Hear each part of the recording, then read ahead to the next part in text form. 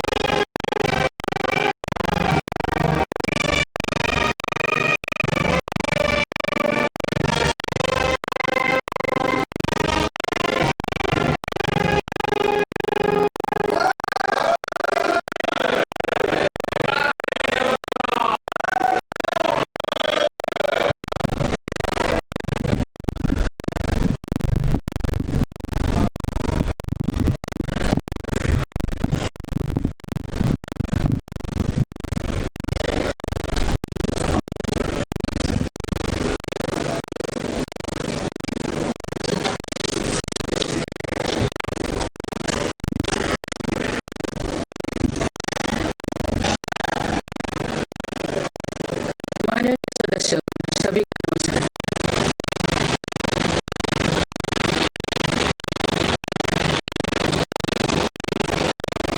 इस नए सदन भवन में ये मेरा पहला संबोधन है।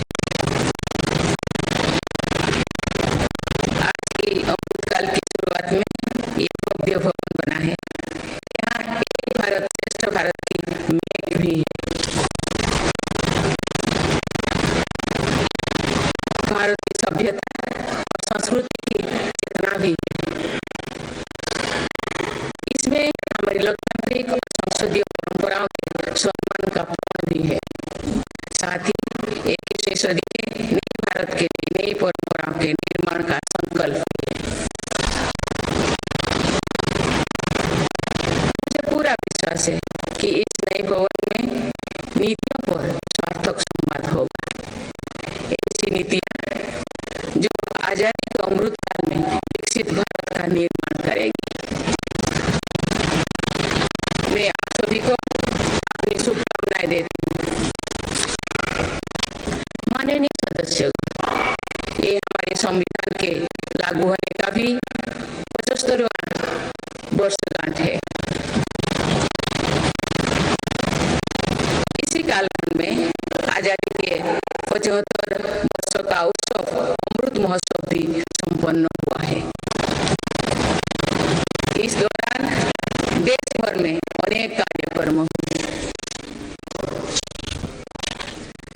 देश ने अपने गुमनाम स्वतंत्रता सेनानियों को याद किया। 75 साल बाद युवा पीढ़ी ने फिर स्वतंत्रता संग्राम के उस कालखंड को जिया। इस उत्सव के दौरान मेरी माटी मेरा देश अभियान के तहत देश भर के हर गांव की मिट्टी के साथ अमृत कलश दिल्ली लाया गया। 2 लाख से ज्यादा शिला फलकों स्थापित किए गए। 3 करोड़ से ज्यादा लोगों ने 5 प्राणों की शपथ ली। 70,000 से ज्यादा अमृत सरोवर बने। 2 लाख से ज्यादा अमृत वाटिकाओं का निर्माण हुआ। 2 करोड़ से ज्यादा पेड़ पौधे लगाया गया। 16 करोड़ से ज्यादा लोगों ने तिरंगा के साथ सेल्फी अपलोड की। अमृत उत्सव के दौरान ही कर्तव्य पथ पर नेताजी सुभाष चंद्र बोस की प्रतिमा स्थापित की गई। राजधानी दिल्ली में देश के अब तक के सभी प्रधानमंत्रियों की समर्पित म्यूजियम खोला गया। शांति निकेतन और होयबला मंदिर वर्ल्ड हेरिटेज लिस्ट में शामिल हुई। साहिबजादों की याद में वीरवाल दिवस घोषित हुआ। भगवान बिरसा मुंडा के जन्म दिवस को जनजातीय गौरव दिवस घोषित किया गया। विभाजन की विभीषिका को याद करते हुए 14 अगस्त को विभाजन विभीषिका स्मृति दिवस घोषित किया गया।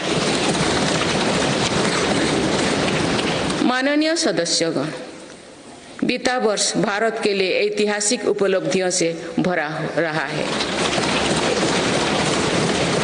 इस दौरान देशवासियों का गौरव बढ़ाने वाले अनेक पल आए। दुनिया में गंभीर संकटों के बीच भारत सबसे तेजी से विकसित होती बड़ी अर्थव्यवस्था बना। लगातार 2 क्वार्टर से भारत की विकास दर 7.5% से ऊपर रही है। भारत चंद्रमा के दक्षिण ध्रुव पर झंडा फहराने वाला पहला देश बना। भारत ने सफलता के साथ आदित्य मिशन लॉन्च किया। धरती से 15 लाख किलोमीटर दूर अपनी सैटेलाइट पहुंचाई। ऐतिहासिक G20 सम्मेलन के सफलता ने पूरे विश्व में भारत की भूमिका को सशक्त किया। भारत ने एशियाई खेलों में पहली बार 100 से अधिक मेडल जीते। पारा एशियाई खेलों में भी 100 से अधिक मेडल जीते। भारत को अपना सबसे बड़ा समुद्री पुल अटल सेतु मिला। भारत को अपनी पहली नमो भारत ट्रेन तथा पहली अमृत भारत ट्रेन मिली। भारत दुनिया से सबसे तेजी से 5G रोल आउट करने वाला देश बना।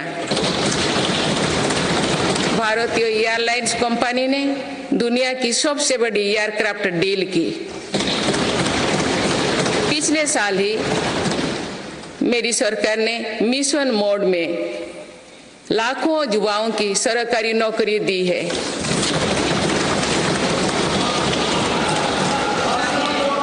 माननीय सदस्यगण, बीते 12 महीने में मेरी सरकार अनेक महत्वपूर्ण विधेयक लेकर भी आए। ये विधेयक आप सभी संसद सदस्यों के सहयोग से आज कानून बन चुके हैं।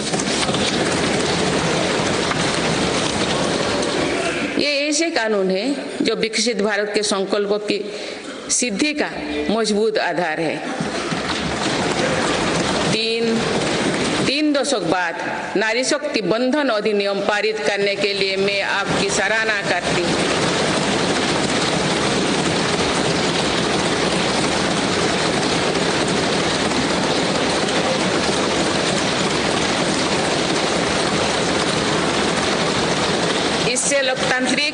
इससे लोकसभा और विधानसभा के महिलाओं की ज्यादा भागीदारी सुनिश्चित हुई है।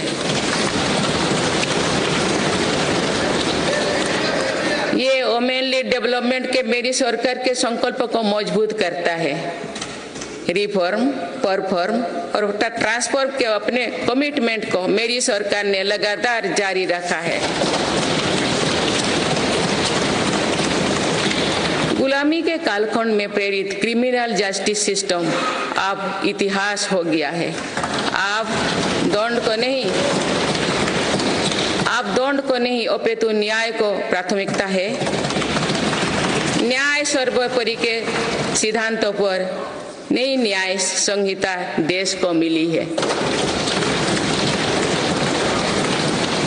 डिजिटल पर्सनल डेटा प्रोटेक्शन अधिनियम से डिजिटल स्पेस और सुरक्षित होने वाला है। अनुसंधान नेशनल रिसर्च फाउंडेशन अधिनियम से देश में रिसर्च और इनोवेशन को बल मिलेगा। जम्मू और कश्मीर आरक्षण कानून से वहां भी जनजातीय समुदाय को प्रतिनिधित्व का अधिकार मिलेगा। इस दौरान सेंट्रल यूनिवर्सिटी कानून में भी संशोधन किया गया। इससे तेलंगाना में सरोक का सेंट्रल ट्राइबल यूनिवर्सिटी बनने का रास्ता सुगम हुआ। पिछले वर्ष 76 अन्य पुराने कानून को भी हटाया गया है। मेरी सरकार परीक्षाओं में होने वाली गड़बड़ी को लेकर युवाओं की चिंता से अवगत है। इसीलिए ऐसे गलत तरीके को सख्ती के लिए नया कानून बनाने का निर्णय लिया है। माननीय सदस्यगण, कोई भी राष्ट्र तेज गति से तभी आगे बढ़ सकता है जब वो पुराने चुनौतियों का पूरा परास्त करते हुए अपने ज्यादा से ज्यादा ऊर्जा भविष्य निर्माण में लगाए। पिछले 10 वर्षों में भारत ने राष्ट्र हित में ऐसे अनेक कार्यों को पूरा होते हुए देखा है जिनका इंतजार देश के लोगों को दशकों से था। राम मंदिर के निर्माण की आकांक्षा सदियों से थी, आज ये सोच हो चुका है।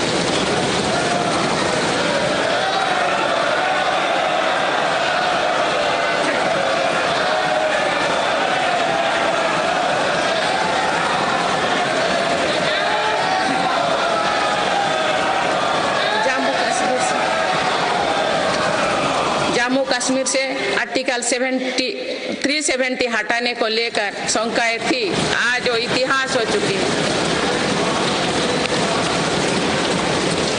इसी संसद ने 3 तलाक के विरुद्ध कड़ा कानून बनाया है।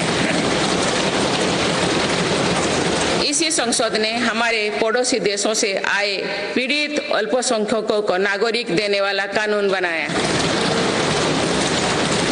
मेरी सरकार ने वन रैंक वन पेंशन की भी लागू किया, जिसका इंतजार 4 दशकों से था। ओआरओपी लागू होने के बाद अब तक तो पूर्व सैनिकों को लगभग 1 लाख करोड़ रुपए मिल चुकी है। भारतीय सेना में पहली बार चीफ ऑफ डिफेंस स्टाफ की नियुक्ति भी हुई है। माननीय सदस्यगण, उत्कलमणि पंडित गोपबंधु दास की अमर पंक्तियां असीम राष्ट्र प्रेम की भावना का सदा संचार करती है। उन्होंने कहा था, मिशु मोर देह ए देश माटी रे, देशवासी चली जान तू पिठी रे, देशर स्वराज्य पथे जेते गाड़, पुरु तही गढ़ी मोर मांस हाड़। अर्थात मेरा शरीर इस देह की माटी के साथ मिल जाए, देशवासी मेरी पीठ पर से चलते चल जाए, देश के स्वराज पथ में जितनी भी खाइयां हैं वे मेरी हार्ड मांग से फट जाए।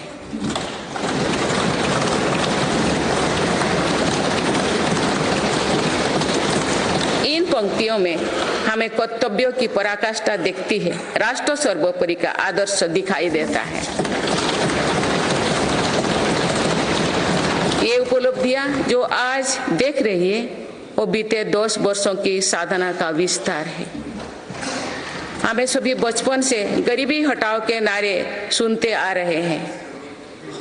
अब हम जीवन में पहली बार बड़े पैमाने पर गरीबी को दूर होने देख रहे हैं। नीति आयोग के अनुसार मेरी सरकार के एक दशक के कार्यकाल में करीब 25 करोड़ देशवासी गरीबी से बाहर निकले हैं।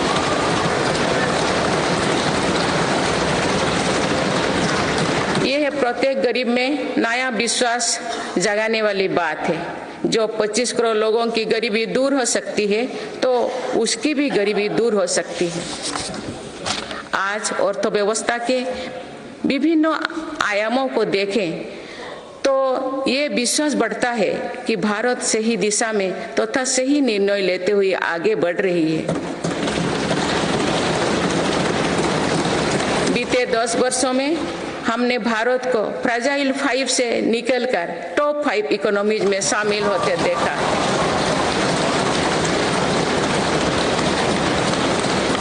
भारत का निर्यात करीब $450 बिलियन से बढ़कर $775 बिलियन से अधिक हो गया है।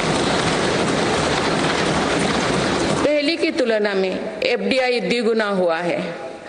खादी और ग्रामोद्योग के उत्पादों की बिक्री में 4 गुना से अधिक की वृद्धि हुई है। ITR फाइल करने वाले की संख्या करीब 3.25 करोड़ से बढ़कर लगभग 8.25 करोड़ हो चुकी है और बढ़ोतरी 2 गुना से भी कहीं अधिक है। एक दशक पहले देश में केवल कुछ 100 स्टार्टअप थे जो आज बढ़कर 1 लाख से अधिक हो गया।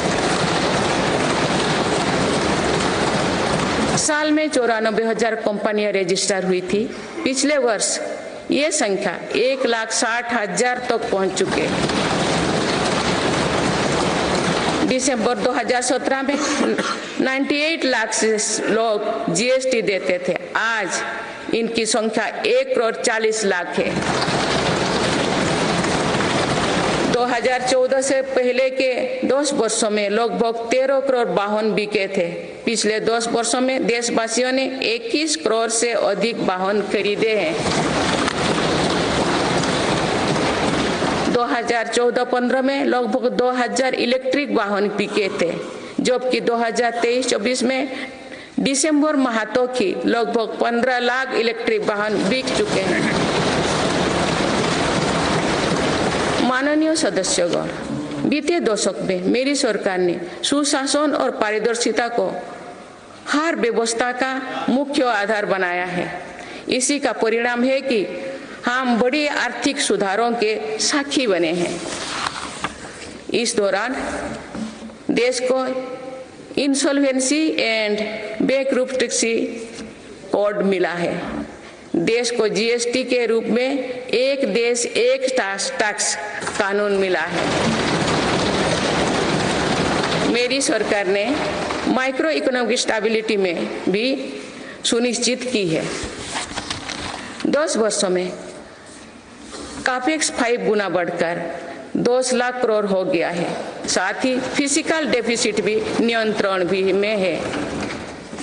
आज हमारे फॉरेक्स रिजर्व्स $600 अरब से ज्यादा है। हमारे बैंकिंग सिस्टम जो पहले बुरी तरह से चरमराया था वो आज दुनिया के सबसे मजबूत बैंकिंग सिस्टम में से एक बना है। बैंक का NPA जो कभी डबल डिजिट में होता था वो आज लगभग 4% ही है। मेक इन इंडिया और आत्मनिर्भर भारत अभियान हमारी ताकत बन चुकी है। भारत आज दुनिया का दूसरा सबसे बड़ा मोबाइल फोन निर्माता है। पिछले एक दशक के दौरान मोबाइल फोन मैन्युफैक्चरिंग में 5 गुना बढ़ोतरी हुई है। कुछ साल पहले भारत खिलौना आयात करता था, आज मेड इन इंडिया खिलौने निर्यात कर रहा है। भारत का डिफेंस प्रोडक्शन 1 लाख करोड़ रुपए के पार पहुंच चुका है। आज हर भारतीय देश में बने एयरक्राफ्ट कैरियर INS विक्रांत को देखकर गर्व से भरा हुआ है। लड़ाकू विमान तेजस अब हमारी वायुसेना की ताकत बन रहे हैं। C295 ट्रांसपोर्ट एयरक्राफ्ट का निर्माण भारत में होने जा रहा है। आधुनिक एयरक्राफ्ट इंजन भी भारत में बनाया जाएगा। उत्तर प्रदेश और तमिलनाडु में डिफेंस कॉरिडोर का विकास हो रहा है। मेरी सरकार ने डिफेंस सेक्टर में निजी क्षेत्रों की भागीदारी सुनिश्चित की है। स्पेस सेक्टर को भी हमारी सरकार ने युवा स्टार्टअप्स के लिए खोल दिया है। माननीय सदस्यगण, मेरी सरकार वेल्थ क्रिएटर का सम्मान करती है तथा भारत के प्राइवेट सेक्टर के सामर्थ्य पर विश्वास करती है। भारत में बिजनेस करना आसान हो, इसके लिए उपयुक्त माहौल रहे, इस पर भी मेरी सरकार लगातार काम कर रही है। ईज ऑफ डूइंग बिजनेस में लगातार सुधार हो रहा है। बीते कुछ वर्षों में 40,000 से ज्यादा कॉम्प्लायंस को हटाया जा या सरल किया गया है। कंपनीज एक्ट तथा लिमिटेड लायबिलिटी पार्टनरशिप एक्ट में 63 प्रावधानों को अपराध की सूची में बाहर किया गया है। जौन विश्वास अधिनियम द्वारा 183 प्रावधानों को अपराध की श्रेणी से बाहर किया गया है। अदालत के बाहर विवादों को सौहार्दपूर्ण समाधान हेतु मध्यस्थता पर कानून बनाया गया है। वन और पर्यावरण विभाग से क्लियरेंस मिलने में जहां 600 दिन लगते थे, वहां आज 75 दिन से भी कम समय लगता है।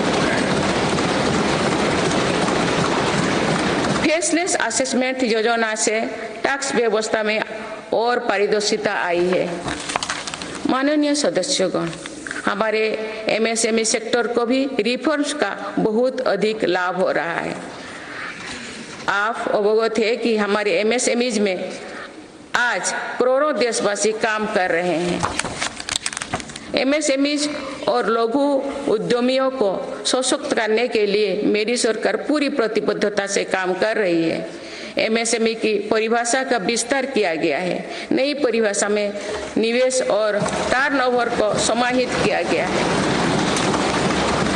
आज उद्यम और उद्यम असिस्ट पोर्टल और लगभग 3.5 करोड़ MSME रजिस्टर्ड है। बीते वर्षों में MSMEs के लिए क्रेडिट गारंटी स्कीम के तहत करीब 5 लाख करोड़ की गारंटी स्वीकृति किए गए। ये 2014 से पहले के दशक से 6 गुना अधिक है। माननीय सदस्यगण, मेरी सरकार का एक और बड़ा रिफॉर्म डिजिटल इंडिया का निर्माण है। डिजिटल इंडिया ने भारत में जीवन और बिजनेस दोनों को बहुत आसान बना दिया है। आज पूरी दुनिया मानती है कि ये भारत की बहुत बड़ी उपलब्धि है। विकसित देशों में भी भारत ऐसा डिजिटल सिस्टम नहीं है। गांव में भी सामान्य खरीद बिक्री डिजिटल तरीके से होगी, ये कुछ लोगों की कल्पना से भी परे था। आज दुनिया के कुल रियल टाइम डिजिटल लेन देन का 46% भारत में होता है।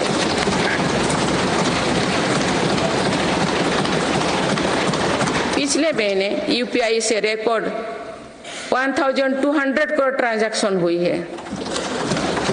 इसके तहत 18 लाख करोड़ रुपया का रिकॉर्ड लेन देन हुआ है। दुनिया के दूसरे देश भी आज यूपीआई से ट्रांजैक्शन की सुविधा दे रही है। डिजिटल इंडिया के कारण बैंकिंग आसान हुई है और लेन देन भी सरल हुआ है।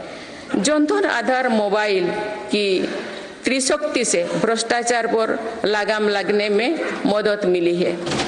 मेरी सरकार अब तक 34 लाख करोड़ रुपया डीबीटी से ट्रांसफर कर चुके हैं।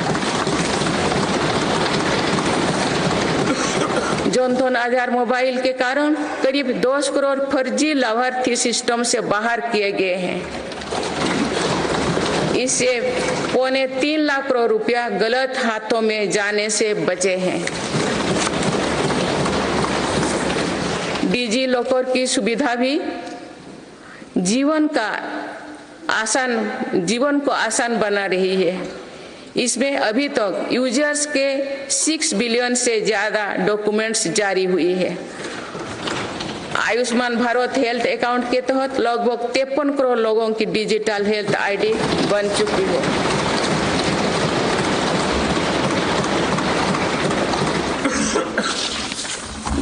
माननीय सदस्यगण, डिजिटल के साथ साथ फिजिकल इंफ्रास्ट्रक्चर पर भी रिकॉर्ड निवेश हुई है। आज भारत में ऐसा इंफ्रास्ट्रक्चर बन रहा है जिसका सपना हर भारतीय देखता था। पिछले 10 वर्षों के दौरान गांवों में 4.25 लाख किलोमीटर नई सड़कें बने हुए हैं। नेशनल हाईवे की लंबाई 90,000 किलोमीटर से बढ़कर 1,40,000 किलोमीटर हुई है। 4 लेन नेशनल हाईवे की लंबाई 2.5 गुना बढ़ी है। हाई स्पीड कॉरिडोर की लंबाई 500 किलोमीटर थी, जो आज 4,000 किलोमीटर है। एयरपोर्ट की संख्या 74 से 2 गुना बढ़कर 149 हो चुकी है। देश के बड़े बंदरगाह पर कार्गो हैंडलिंग कैपेसिटी 2 गुना हो गई है। ब्रॉडबैंड इस्तेमाल करने वालों की संख्या में 14 गुना बढ़ोतरी हुई है। देश को लगभग 2 लाख गांव पंचायत को ऑप्टिकल फाइबर से जोड़ा जा चुका है। 4 लाख से अधिक कॉमन सर्विस सेंटर भी खुले हैं, जो रोजगार का बड़ा माध्यम बने हैं। देश में 10,000 किलोमीटर गैस पाइपलाइन भी बढ़ाई गई है। One nation one power grid से बिजली की व्यवस्था में सुधार हुआ है। One nation one gas grid से गैस आधारित अर्थव्यवस्था को बल मिल रहा है। सिर्फ 5 शहरों तक सीमित मेट्रो की सुविधा आज 20 शहरों में है। 25,000 किलोमीटर से ज्यादा रेलवे ट्रैक बिछाई गई। ये कोई विकसित देश के कुल रेलवे ट्रैक की लंबाई से भी ज्यादा है। भारत रेलवे के 100% इलेक्ट्रिफिकेशन के बहुत निकट है। इस दौरान भारत में पहली बार सेमी हाई स्पीड ट्रेन शुरू हुई है। आज 39 से ज्यादा रोड्स पर वंदे भारत ट्रेन चल रही है। अमृत भारत स्टेशन योजना के तहत 1,300 से ज्यादा रेलवे स्टेशनों का कायाकल्प हो रहा है।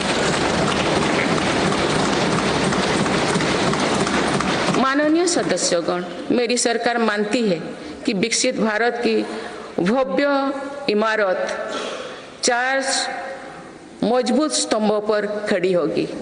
ये स्तंभ है युवा शक्ति, नारी शक्ति, किसान और गरीब।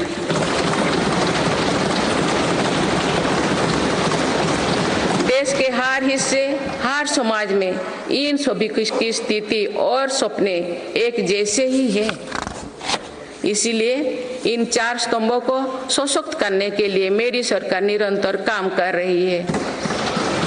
मेरी सरकार ने टैक्स का बहुत बड़ा हिस्सा इन स्तंभों को मजबूत बनाने पर खर्च किया है। 4 करोड़ 10 लाख गरीब परिवार को अपना पक्का घर मिला।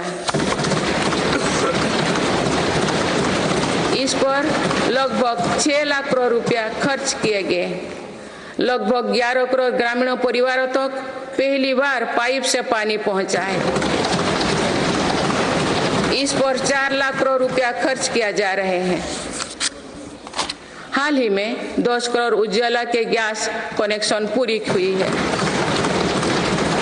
आज इन लाभार्थी बहनों को बहुत सस्ती गैस भी दी जा रही है। इस पर भी सरकार द्वारा 2.5 लाख करोड़ रुपया खर्च किए गए हैं। कोरोना काल से ही 80 करोड़ देशवासियों को मुफ्त राशन दिया जा रहा है।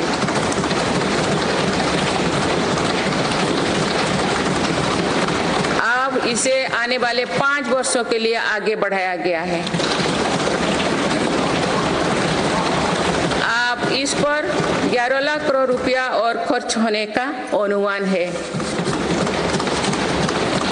मेरी सरकार का प्रयास है कि हर योजना का तेजी से सैचुरेशन हो, कोई भी लाभार्थी वंचित ना रहे। इसके लिए 15 नवंबर से विकसित भारत संकल्प यात्रा चल रही है। अभी तक इस यात्रा से करीब 19 करोड़ देशवासी जुड़ चुके हैं। माननीय सदस्यगण, बीते वर्ष में विश्व ने 2 बड़े युद्ध देखे और कोरोना जैसे वैश्विक महामारी का सामना किया। ऐसे वैश्विक संकटों के बावजूद मेरी सरकार ने देश में महंगाई को काबू में रखा, सामान्य भारतीयों का बोझ नहीं बढ़ने दिया।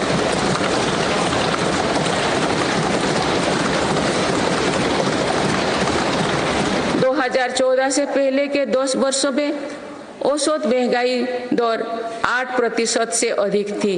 पिछले दशकों में औसत महंगाई दर 5% रही। मेरी सरकार का प्रयास रहा है कि सामान्य देशवासी की जेब में अधिक से अधिक बचत कैसे हो। पहले भारत में 2 लाख रुपए की आय पर टैक्स लग जाता था। आज भारत में 7 लाख रुपए तक की आय पर भी टैक्स नहीं लगता। टैक्स छूट और रिफंड्स के कारण भारत के टैक्स पेयर्स को 2 साल में करीब 2.5 लाख करोड़ रुपया की बचत हुई है। आयुष्मान योजना के अलावा भी केंद्र सरकार विभिन्न हॉस्पिटल्स में मुफ्त इलाज की सुविधा देती है। इससे देश के नागरिकों के 3.5 लाख करोड़ रुपया खर्च होने से बचे हैं। जन औषधि केंद्रों की वजह से मरीजों के करीब 28,000 करोड़ रुपया खर्च होने से बचे हैं। कोरोनरी स्टेंट्स, घुटने के इम्प्लांट्स तथा कैंसर की दवाओं की कीमत भी कम की गई है। इससे मरीजों की हर वर्ष लगभग 27,000 करोड़ रुपया की बचत हो रही है। मेरी सरकार किडनी के मरीजों के लिए मुफ्त डायलिसिस का अभियान भी चला रही है।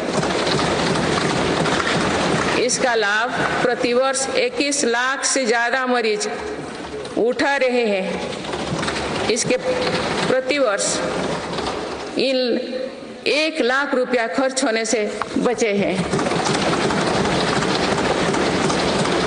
गरीबों को सस्ता राशन मिलता रहे, इसके लिए मेरी सरकार ने पिछले दशक में करीब 20 लाख करोड़ रुपया खर्च किए हैं।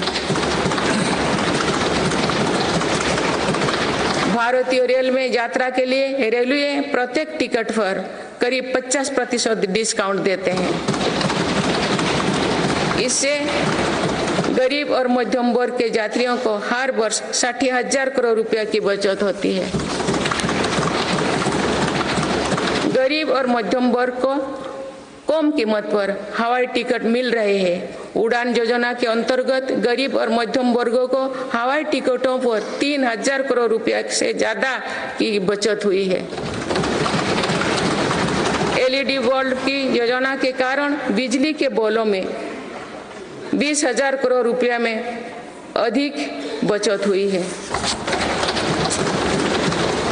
जीवन ज्योति बीमा योजना और सुरक्षा बीमा योजना के तहत गरीबों को 16,000 करोड़ रुपया से ज्यादा की क्लेम राशि मिली है।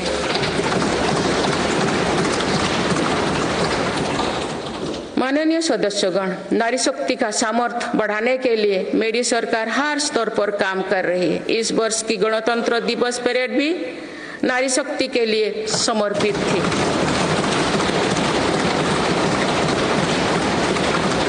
इस परेड में दुनिया ने हमारी बेटियों के सामर्थ्य की झलक देखी। मेरी सरकार ने जल, स्थल, नभ और अंतरिक्ष हर तरफ बेटियों की भूमिका का विस्तार किया है। हम सब जानते हैं कि महिलाओं के लिए आर्थिक स्वतंत्रता के क्या मायने हैं। मेरी सरकार ने महिलाओं की आर्थिक भागीदारी बढ़ाने के लिए निरंतर प्रयास किए हैं। आज लगभग 10 करोड़ महिलाएं स्वयं सहायता समूह से जुड़ चुके हैं। इन समूहों को 8 लाख करोड़ रुपया बैंक लोन और 40,000 करोड़ रुपया की आर्थिक सहायता दी गई है। मेरी सरकार 2 करोड़ महिलाओं को लाखपति दीदी बनाने का अभियान चला रही है।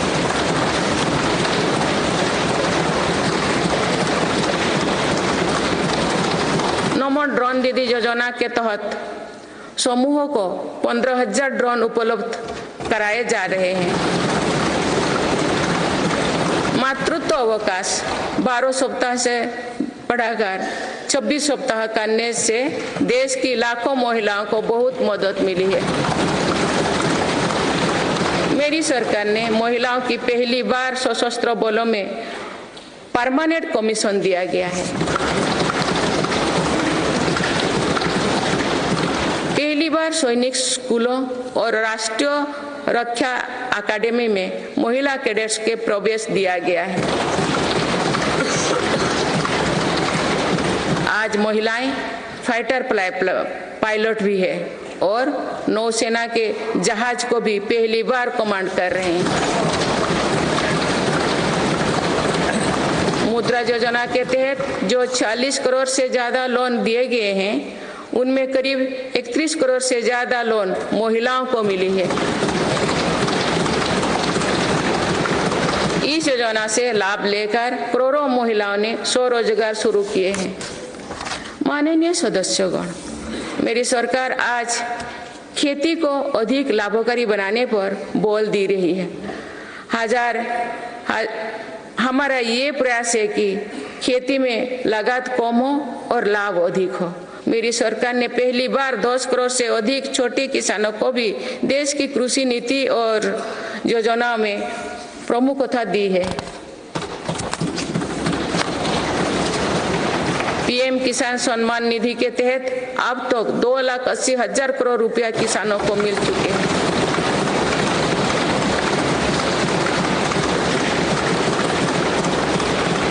सालों में किसानों के लिए बैंक से आसान लोन में 3 गुना वृद्धि की गई है। प्रधानमंत्री फसल बीमा योजना के तहत किसानों ने 30,000 करोड़ रुपया प्रीमियम भरा। इसके बदले उन्हें 1.5 लाख करोड़ रुपए का क्लेम मिला है। पिछले 10 वर्षों में लगभग 18 लाख करोड़ रुपया एमएसपी के रूप में धान और गेहूं की खेती करने वाले किसानों को मिले हैं। ये 2014 से पहले के 2 सालों की तुलना में 2.5 गुना अधिक है।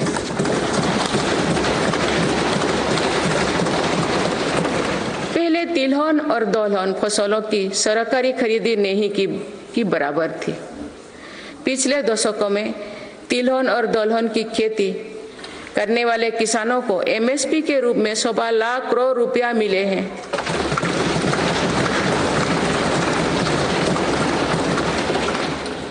ये मेरी ही सरकार है जिसने पहली बार देश में कृषि निर्यात नीति बनाई है।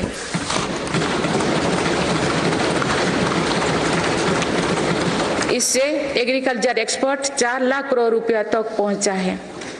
किसानों को सस्ती खाद मिले, इसके लिए 10 सालों में 11 लाख करोड़ रुपया से अधिक खर्च किए गए हैं।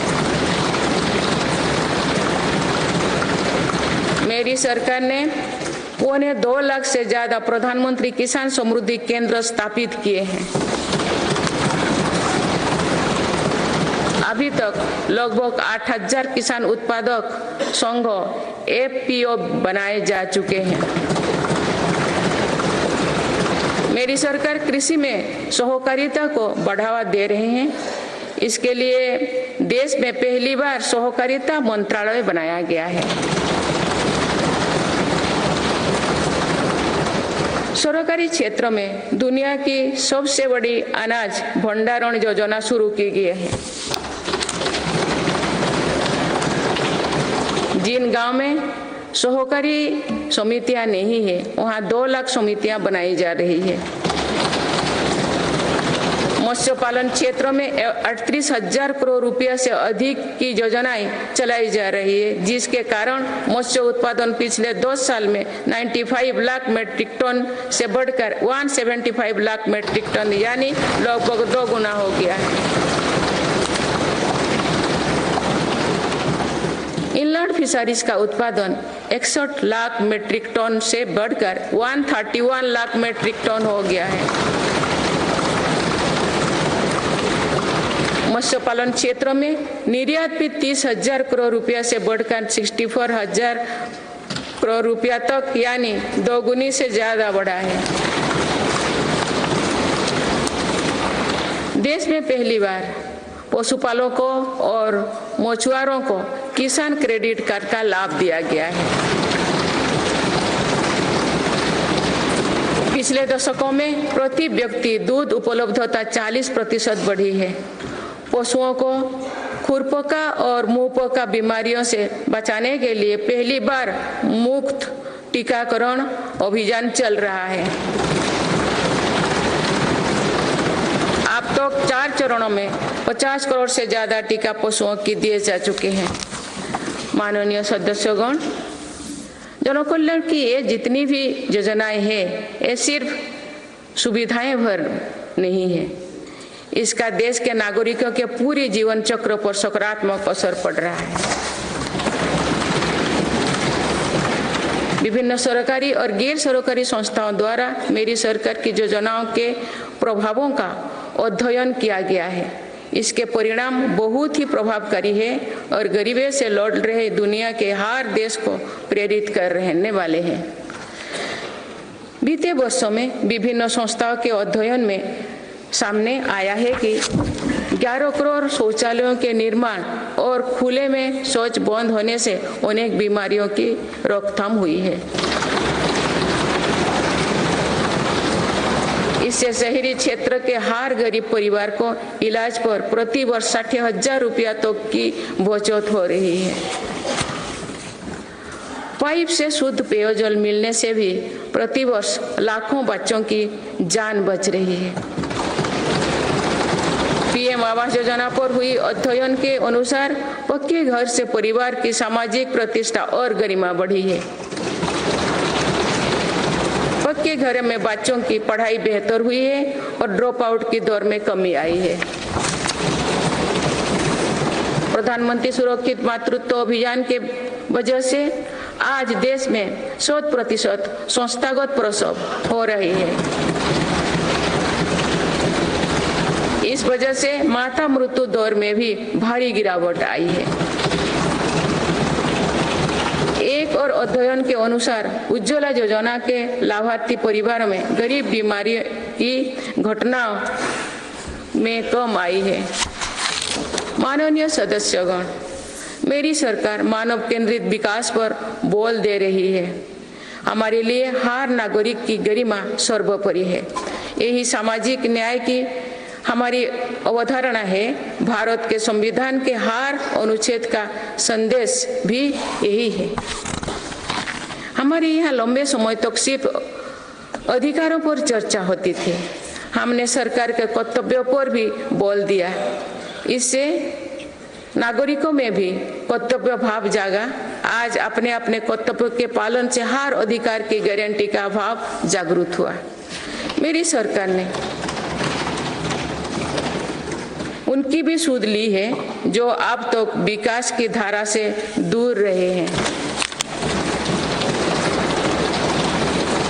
ऐसे हजारों आदिवासी गांव हैं जहां बीते 2 वर्षों में पहली बार बिजली और सड़क पहुंची है।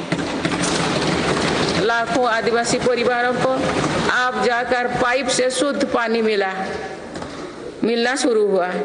विशेष अभियान के तहत मेरी सरकार हजारों आदिवासी बहुल गांव में 4G इंटरनेट सुविधा भी पहुंचा रही है। बंधन केंद्रों की स्थापना और 90 से ज्यादा वन उपज पर MSP दिए जाने से आदिवासियों को बहुत लाभ हुआ है। मेरी सरकार ने पहली बार जनजातियों में भी सबसे पिछड़े जनजातियों को की सूद ली है। उनके लिए लगभग 24,000 करोड़ रुपया की PM जनमन योजना बनाई है। आदिवासी परिवारों में अनेक पीढ़ियां सिकल सेल एनीमिया में पीड़ित रही है। पहली बार इसके लिए राष्ट्रीय मिशन शुरू किया गया है। अब तक लगभग 1,40,00,000 लोग की जांच की हो चुकी है।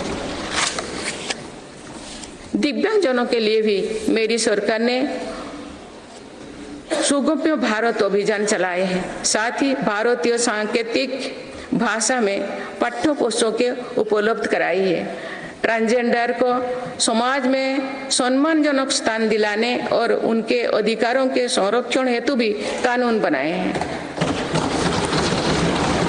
माननीय सदस्यगण, हमारे यहाँ विश्वकर्मा परिवारों के बिना दैनिक जीवन की कल्पना भी मुश्किल है। ये परिवार पीढ़ी दर पीढ़ी अपने कौशल को आगे बढ़ाते हैं, लेकिन सरकारी मदद के अभाव में हमारी विश्वकर्मा साथी बुरी स्थिति से गुजर रहे थे। मेरी सरकार ने ऐसे विश्वकर्मा परिवार को भी सूद ली है। अभी तक PM विश्वकर्मा योजना से 84 लाख से ज्यादा लोग जुड़ चुके हैं। रेहड़ी ठेले फुटपाथ पर काम करने वाले साथी भी दशकों से अपने हाल पर छोड़ दिए गए थे। मेरी सरकार ने PM स्वनिधि योजना द्वारा उनको बैंकिंग से जोड़ा। इस योजना के तहत अब तक 10,000 करोड़ रुपया से अधिक की राशि के ऋण दिया जा चुका है।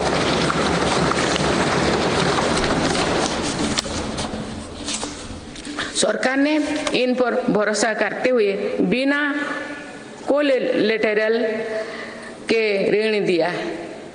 इस भरोसे के मजबूत करते हुए अधिकांश लोगों ने ऋण भी वापस किया है, अगली किस्त का भी लाभ उठाया है।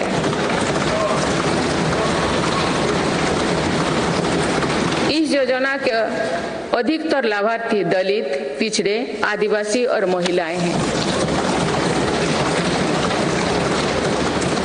माननीय सदस्यगण, सबका साथ, सबका विकास, सबका विश्वास और सबका प्रयास के मंत्र पर चल रही मेरी सरकार समाज के हर वर्ग को उचित अवसर देने में जुटी है। पहली बार सामान्य वर्ग के गरीबों को आरक्षण की सुविधा दी गई है। मेडिकल में ग्रेजुएशन और पोस्ट ग्रेजुएशन के लिए OBC के केंद्रीय कोटे के तहत दाखिली में 37% आरक्षण सुनिश्चित किया गया है। राष्ट्रीय पिछड़ा बोर्ड आयोग को संवैधानिक दर्जा दिया गया है। मेरी सरकार ने बाबा साहेब आम्बेडकर से जुड़े 5 स्थानों को पंचतीर्थ के रूप में विकसित किया। आज देश भर में आदिवासी स्वतंत्रता सेनानियों के लिए समर्पित 10 संग्रहालय बनाया जा रहा है।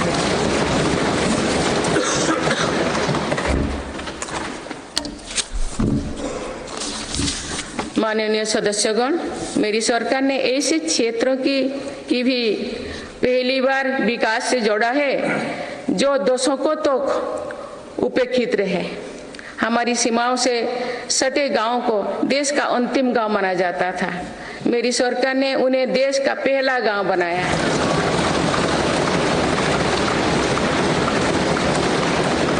इन गांवों के विकास के लिए वाइब्रेंट विलेज प्रोग्राम शुरू किया है। अंडमान निकोबार और लक्षद्वीप जैसे हमारे दूर सुदूर के द्वीप समूह भी विकास से वंचित थे। मेरी सरकार ने इन द्वीपों में भी आधुनिक सुविधाओं का निर्माण किया। वहां सड़क, हवाई यातायात और तेज इंटरनेट की सुविधाएं पहुंचाई। कुछ सप्ताह पूर्व ही लक्षद्वीप को भी अंडर वाटर ऑप्टिकल फाइबर से जोड़ा गया है। इससे स्थानीय लोगों के साथ ही पर्यटकों को भी सुविधा होगी। मेरी सरकार द्वारा आकांक्षा जिला कार्यक्रम के तहत देश के 100 से अधिक जिलों में विकास का प्राथमिकता दी गई है। इस कार्यक्रम की सफलता को देखते हुए मेरी सरकार ने आकांक्षा ब्लॉक कार्यक्रम भी शुरू किया है। इससे देश के उन ब्लॉक्स में विकास पर विशेष जोर दिया जा रहा है जो पीछे छूट गए हैं। माननीय सदस्यगण, मेरी सरकार आज पूरी सीमा पर मॉडर्न इंफ्रास्ट्रक्चर बना रही है। एक काम बहुत पहले ही प्राथमिकता के आधार पर हो जाना चाहिए था। आतंकवाद हो या विस्तारवाद, हमारी सेनाएं आज जैसे को तैसा की नीति के साथ जवाब दे रही है।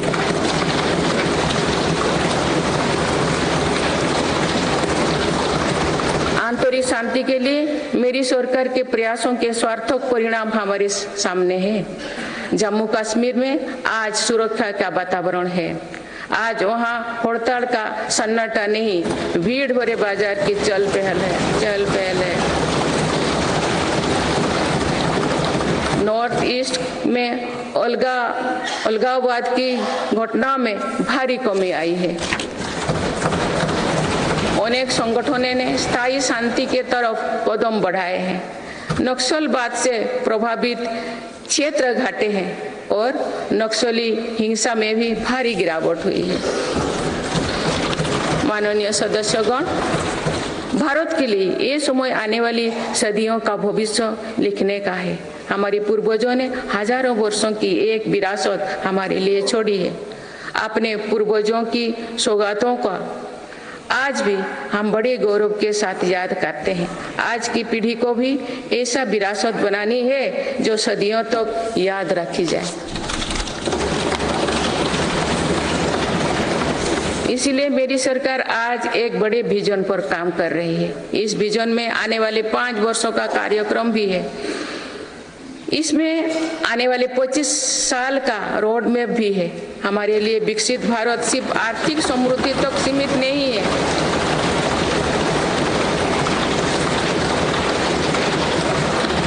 हमारे लिए विकास भारत सिर्फ आर्थिक समृद्धि तक सीमित नहीं है। हम सामाजिक, सांस्कृतिक और सामरिक ताकत को भी उतना ही महत्व देते हैं।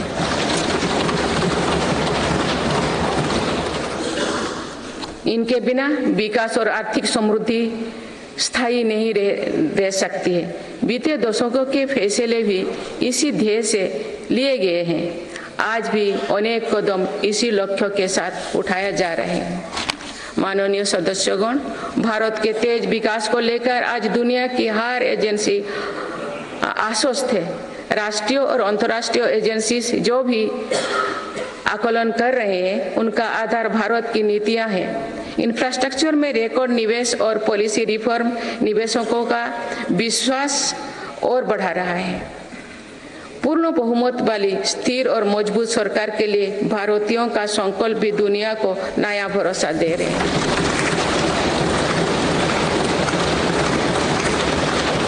आज दुनिया को विश्वास है कि भारत ही ग्लोबल सप्लाई चेन को सशक्त कर सकता है। इसीलिए भारत भी आज इसके लिए बड़े कदम उठा रहे हैं। देश में एमएसएमई का एक मजबूत नेटवर्क बनाया जा रहा है। मेरी सरकार ने 14 सेक्टर्स के लिए PLI योजनाएं शुरू किए हैं। इसके तहत अभी तक लगभग 9 लाख करोड़ रुपया का उत्पादन हो चुका है। इससे देश में रोजगार और स्वरोजगार के लाखों नए अवसर बने। PLI से इलेक्ट्रॉनिक्स, फार्मा, फूड प्रोसेसिंग और मेडिकल डिवाइस के सेक्टर में भी लाभ हो रहा है। मेडिकल डिवाइस से जुड़े दर्जनों प्रोजेक्ट्स में उत्पादन शुरू हो चुका है। मेरी सरकार ने देश में 3 बल्क ड्रग पार्क भी बनाए हैं। माननीय सदस्यगण, आज मेड इन इंडिया एक ग्लोबल ब्रांड बन चुका है। मेक इन इंडिया को लेकर आज दुनिया आकर्षित हो रही है। आत्मनिर्भर भारत के लक्ष्यों को दुनिया समझ रही है। आज दुनिया भर की कंपनियां भारत में नए सेक्टर्स को लेकर उत्साहित है। सेमीकंडक्टर सेक्टर में हो रहा निवेश इसका उदाहरण है। सेमीकंडक्टर सेक्टर से इलेक्ट्रॉनिक्स और ऑटोमोबाइल सेक्टर को भी बहुत लाभ होगा। मेरी सरकार आज ग्रीन मोबिलिटी को बहुत प्रोत्साहित दे रही है। बीते कुछ सालों में ही देश में लाखों इलेक्ट्रिक वाहनों का निर्माण हुआ है। अब तो हम भारत में ही बड़े हवाई जहाज की मैन्युफैक्चरिंग के लिए भी कदम बढ़ा चुके हैं। आने वाले समय में मैन्युफैक्चरिंग सेक्टर्स में करोड़ों नए रोजगारों का सृजन होगा। माननीय सदस्यगण, विश्व में आज ऐसे उत्पादों को विशेष मांग है जो पर्यावरण के अनुकूल है। इसलिए मेरी सरकार जीरो इफेक्ट जीरो डिफेक्ट पर बल दे रही है। आज ग्रीन एनर्जी पर हमारा बहुत फोकस है। 2 वर्षों में नॉन फॉसिल फ्यूल पर आधारित ऊर्जा क्षमता 81 गीगावाट से बढ़कर 188 गीगावाट हो चुकी है। इस दौरान सोलर पावर कैपेसिटी में 26 गुना बढ़ोतरी हुई है। इसी तरह विंड पावर कैपेसिटी 2 गुनी हो चुकी है। रिन्यूएबल एनर्जी इंस्टॉल कैपेसिटी की दृष्टि से हम दुनिया में 4थे नंबर पर हैं। विंड पावर कैपेसिटी में भी हम 4थे नंबर पर हैं। हमारी समझ भी बेहतर होगी। भारत का समुद्रयान इस क्षेत्र में शोध कर रहा है। मेरी सरकार भारत को दुनिया की एक बड़ी स्पेस पावर बनाने में जुटे हैं। ये मानव जीवन को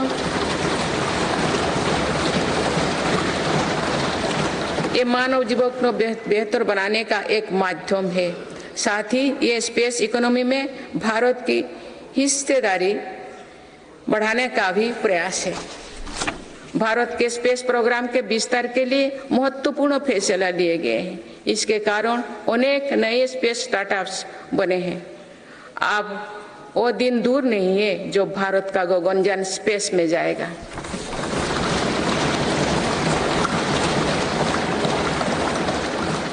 माननीय सदस्यगण, मेरी सरकार ने भारत को दुनिया के अग्रणी डिजिटल इकोनॉमीज में से एक बनाया है।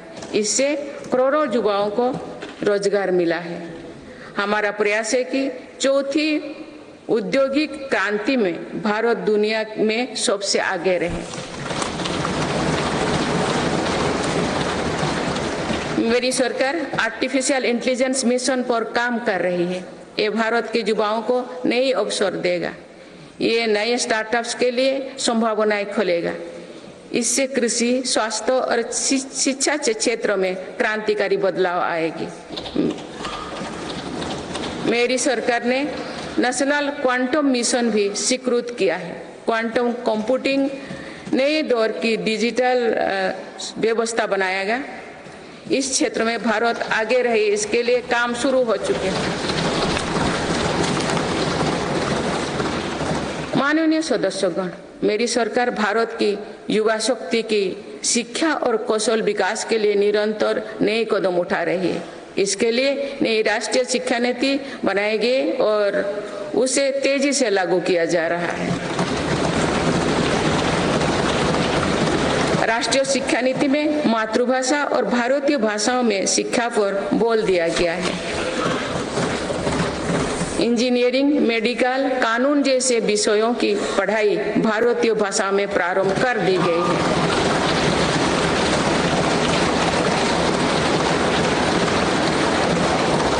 स्कूली शिक्षा में गुणवत्ता लाने के लिए मेरी सरकार 14,000 से अधिक पीएम श्री विद्यालयों पर काम कर रही है।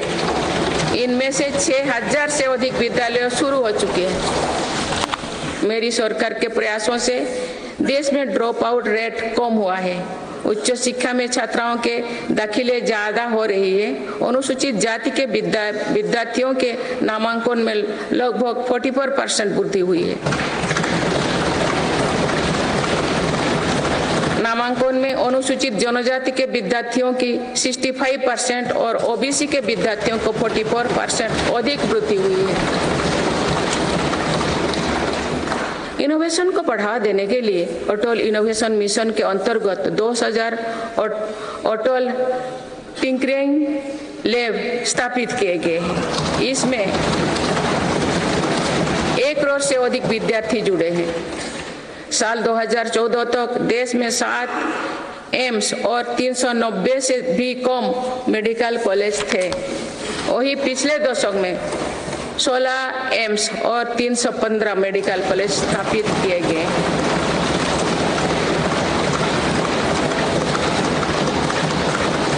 157 नर्सिंग कॉलेज स्थापित किए जा रहे हैं। पिछले दशक में एमबीबीएस की सीटों में 2 गुना से भी अधिक की वृद्धि हुई है। माननीय सदस्यगण, पर्यटन क्षेत्र युवाओं के लिए रोजगार देने वाला एक बड़ा सेक्टर है। मेरी सरकार ने बीते 10 वर्षों में पर्यटन के क्षेत्र में अभूतपूर्व काम किए हैं। भारत में घरेलू टूरिस्ट की संख्या के साथ ही भारत आने वाले विदेशी पर्यटकों की संख्या भी बढ़ी है। पर्यटन के क्षेत्र में जो वृद्धि हो रही है, इसका कारण भारत की बढ़ती साख है। आज दुनिया भारत को देखना और जानना चाहती है। इसके अलावा शानदार कनेक्टिविटी विकसित होने के कारण भी पर्यटन का दायरा बढ़ा है। जगह जगह एयरपोर्ट बनने से भी बहुत फायदा हो रही है। नॉर्थ ईस्ट में आज रिकॉर्ड संख्या में टूरिस्ट पहुंच रही है।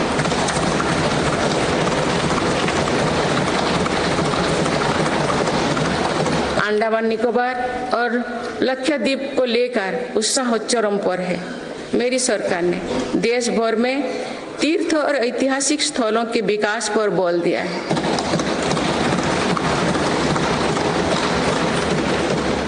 इससे अब भारत में तीर्थ यात्रा आसान हुई है।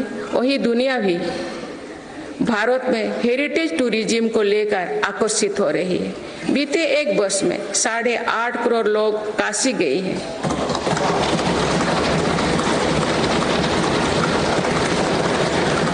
करोड़ से अधिक लोगों ने महाकाल के दर्शन किए हैं।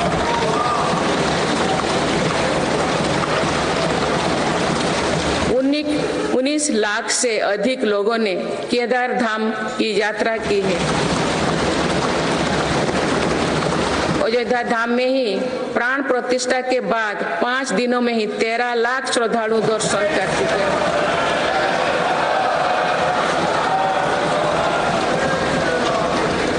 पश्चिम, उत्तर, दक्षिण भारत के हर हिस्से में तीर्थ स्थलों पर सुविधाओं का अभूतपूर्व विस्तार हो रहा है।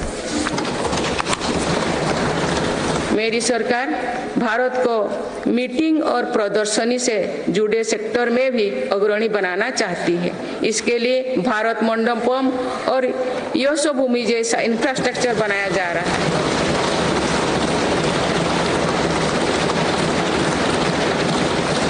आने वाले समय में टूरिज्म रोजगार का एक बहुत बड़ा माध्यम बनेगा। माननीय सदस्यगण, देश की युवा शक्ति को कौशल और रोजगार से जोड़ने के लिए हम स्पोर्ट्स इकोनॉमी को मजबूत कर रहे हैं।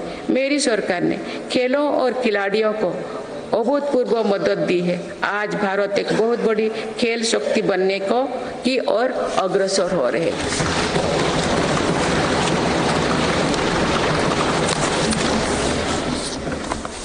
खिलाड़ियों के साथ ही आज हम स्पोर्ट्स से जुड़े दूसरे क्षेत्रों पर भी बोल दे रहे हैं। आज नेशनल स्पोर्ट्स यूनिवर्सिटी बन चुकी है। देश में हमने दर्जनों सेंटर ऑफ एक्सीलेंस बनाए हैं। इससे स्पोर्ट्स को एक प्रोफेशन के रूप में चुनने का अवसर युवाओं को मिलेगा।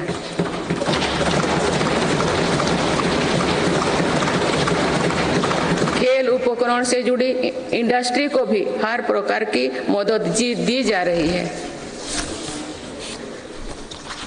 बीते 10 वर्षों में भारत ने अनेक खेलों से जुड़े इंटरनेशनल स्पोर्ट्स इवेंट्स का शानदार आयोजन किया। देश के युवाओं में कर्तव्यबोध और सेवा भाव का विस्तार करने के लिए मेरा युवा भारत संगठन बनाया गया है। अभी तक इस संगठन से लगभग 1 करोड़ युवा जुड़ चुके हैं। माननीय सदस्यगण, संक्रमण काल में एक मजबूत सरकार होने का क्या मतलब होता है, ये हमने देखा है। बीते 3 वर्षों से पूरी दुनिया में उथल-पुथल मची हुई है। दुनिया के अलग अलग हिस्सों में दरार पड़ गए हैं। इस कठिन दौर में मेरी सरकार ने भारत को विश्व मित्रों के रूप में स्थापित किया है।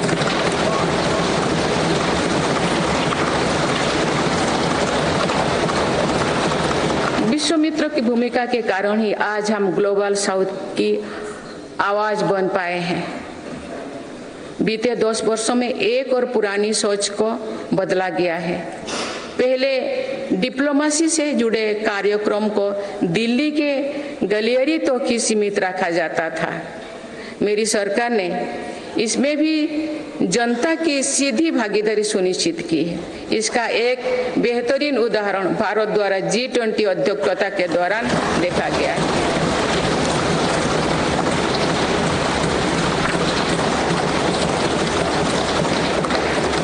भारत ने G20 को जिस प्रकार जनता से जोड़ा, वैसा पहले कभी नहीं था। देश भर में हुए कार्यक्रम के जरिए भारत के वास्तविक सामर्थ्य से दुनिया का परिचय हुआ। जम्मू कश्मीर और नॉर्थ ईस्ट में पहली बार इतने बड़े अंतर्राष्ट्रीय कार्यक्रम हुए।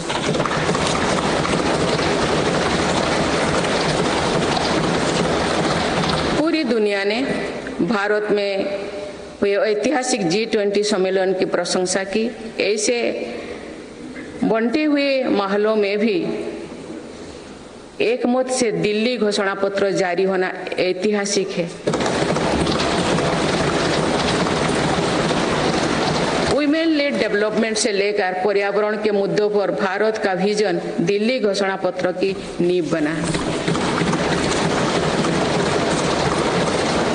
हमारे प्रयासों से G20 में अफ्रीकन यूनियन के स्थायी सदस्यता को भी सराहा गया है। इसी सम्मेलन के दौरान Bharat middle east Europe corridor के निर्माण की घोषणा हुई है। ये कॉरिडोर भारत के सामुद्रिक सामर्थ्य को और सशक्त करेगा। ग्लोबल बायोफ्यूल अलायंस का लॉन्च होना भी बहुत बड़ी घटना है। इस प्रकार के कदम वैश्विक समस्याओं के समाधान में भारत की भूमिका का विस्तार कर रहे हैं।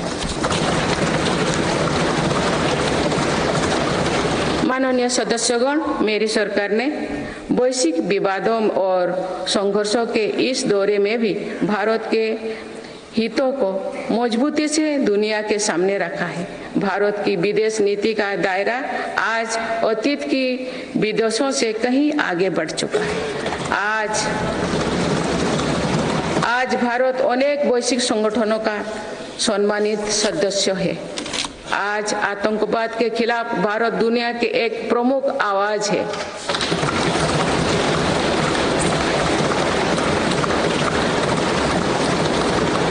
भारत आज संकट में फंसी मानवता की मदद के लिए मजबूती से पहल करता है। दुनिया में कहीं भी संकट आने पर भारत वहां तेजी से पहुंचने का प्रयास करता है। मेरी सरकार ने दुनिया भर के काम कर रहे भारतीयों में नया भरोसा जगाया है। ऑपरेशनल गंगा, ऑपरेशनल कावेरी और वंदे भारत जैसे अभियान चलाकर जहां जहां संकट आया वहां से हर भारतीयों को हम तेजी से सुरक्षित वापस लेकर आए।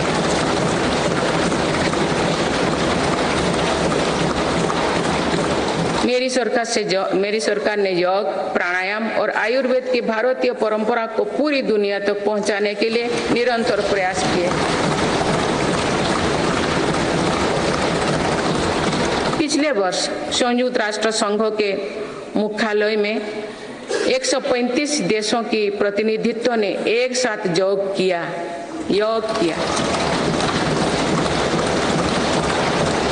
ये अपने आप में एक नया रिकॉर्ड है। मेरी सरकार ने आयुष पद्धतियों के विकास के लिए एक नया मंत्रालय बनाया है। विश्व स्वास्थ्य संगठन का पहला global centre for traditional medicine भी भारत में बन रहा है।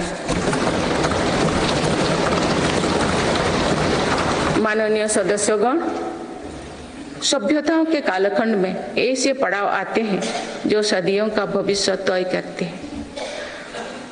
भारत के इतिहास में भी ऐसे अनेक पड़ाव आए। इस वर्ष 22 जनवरी को भी देश ऐसे ही एक पड़ाव का साक्षी बना है।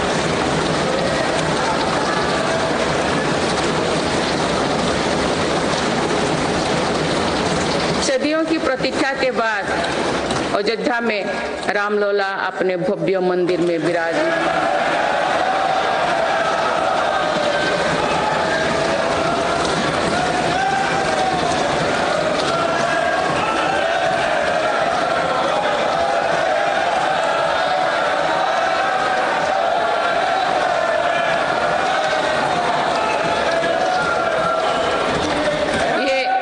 ये करोड़ों देशवासियों की इच्छा और आस्था का प्रश्न था, जिसका उत्तर देश ने पूरे सद्भाव के साथ खोजा है। माननीय सदस्यगण, आप सभी करोड़ों भारतीयों की आकांक्षाओं के प्रतिनिधि हैं। आज जो युवा स्कूल कॉलेज में है, उनके सपने बिल्कुल अलग हैं। हम सभी का ये दायित्व है कि अमृत पीढ़ी के सपनों को पूरा करने में कोई कसर बाकी ना रहे।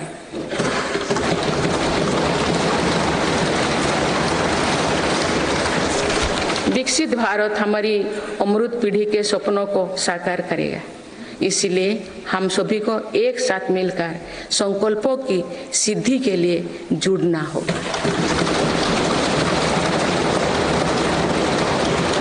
माननीय अटल जी, माननीय सदस्यगण, श्रद्धेय अटल जी ने कहा था, अपनी ध्येय यात्रा में हम कभी रुके नहीं है। अपनी ध्येय यात्रा में हम कभी रुके नहीं, किसी चुनौती के सम्मुख कभी झुके नहीं।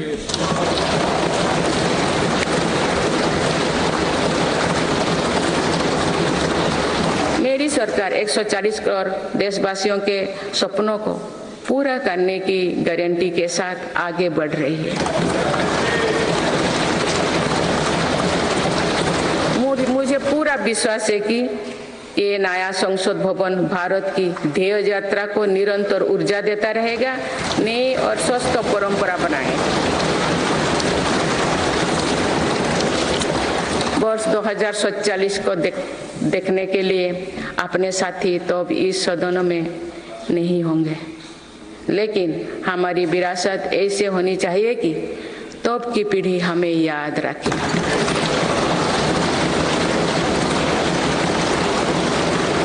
आप सभी को बहुत बहुत शुभकामनाएं। धन्यवाद। जय हिंद, जय भारत।